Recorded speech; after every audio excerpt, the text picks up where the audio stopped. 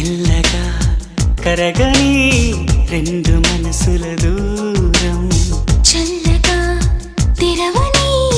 కొంటి తలుపుల ద్వారం వలపు వానదారాలే పంపుతున్నది ఆకాశం చినుకు పూల హారాలే అల్లుతున్నది మన కోసం తడిపి తడిపి తనతో నడిపి హరివిల్లును వంతెన వేసిన శుభవేళ ఈ వర్షం సాక్షిగా తెలపని నూరాకే సొంతం ఈ వర్షం సాక్షిగా